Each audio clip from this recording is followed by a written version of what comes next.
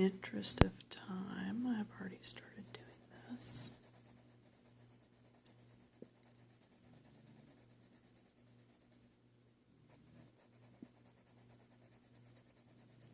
Light coat all over.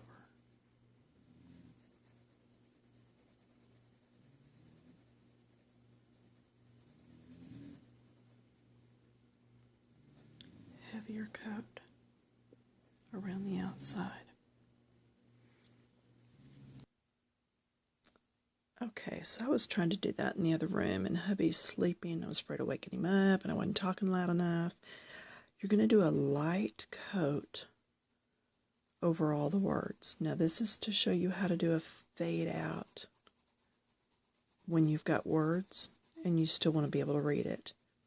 Now, I have gone ahead and done that entire thing. You can see it's just slightly done, all one direction. And then I did go ahead and outline with a darker.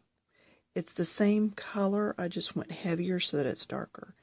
Now what I'm going to do is begin to go inward, and it's almost in little circles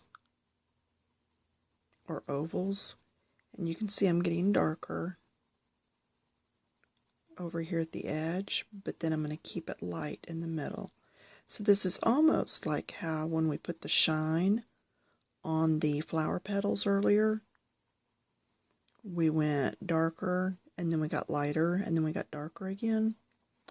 Well, this is the dark edge, and then I'm going to leave that area there light. I'm going to get in here and get this quite a bit darker. The object is for you not to see where it goes from light to dark to light to dark, and just for it to go that way, but to blend so good that you don't see definite lines. Now, you see where the line is right here?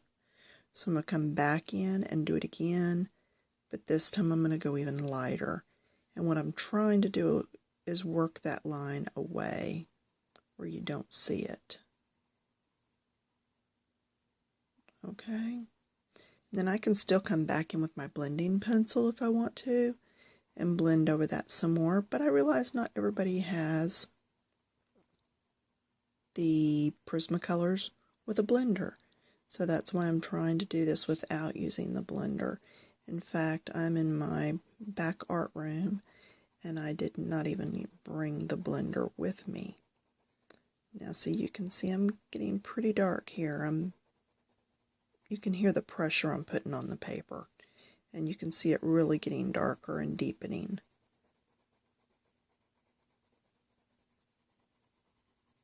And then I'm going to get lighter because I want to blend in. But do you see how that's going? Now, in the interest of space on my camera, I'm going to pause this again and work a bit, and then I'll bring you back. Okay, so I've gotten that far. I'm going to flip it upside down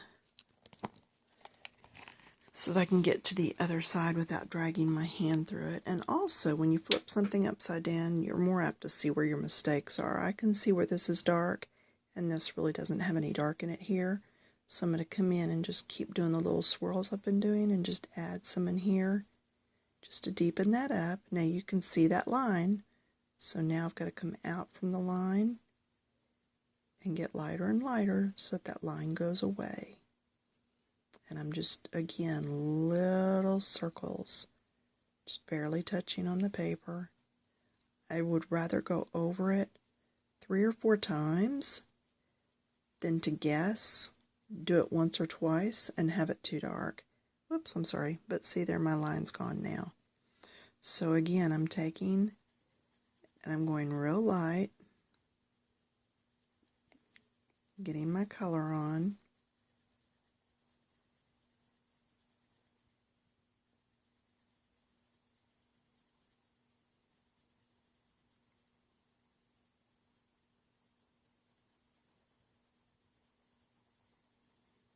Don't you love this? It's like sitting and watching paint dry. which I actually do sometimes during the day because of being a painter, decorative painter.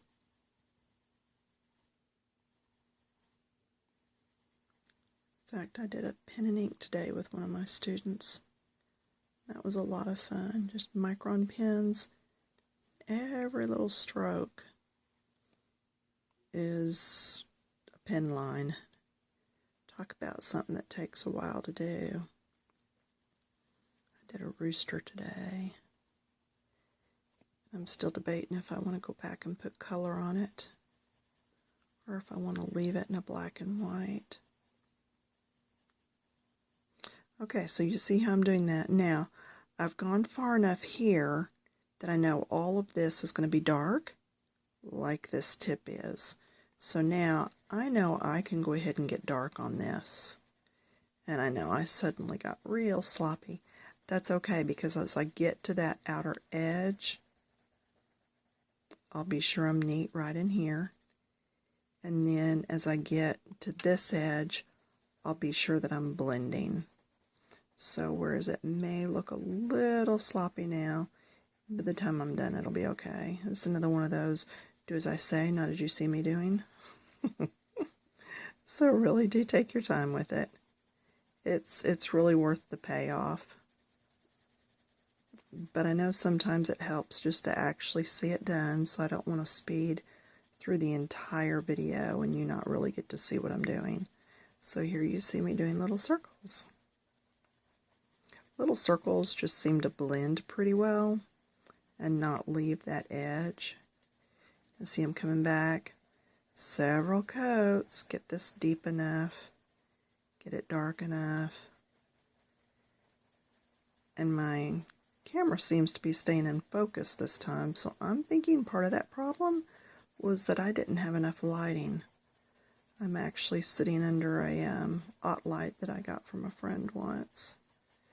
Actually, I got it from her husband after she died. It was a very, very big blessing to have something that, when I use it, I think of her.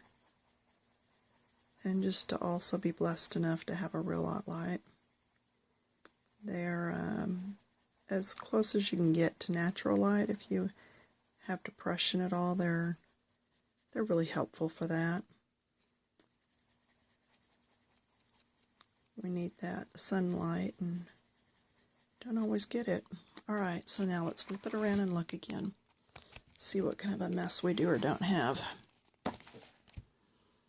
Alright, so you see how that's working. And I'll just keep working all around here. I'm not going to finish it for you right now, but I think you get the idea. And I will post a picture of this when it is finished on the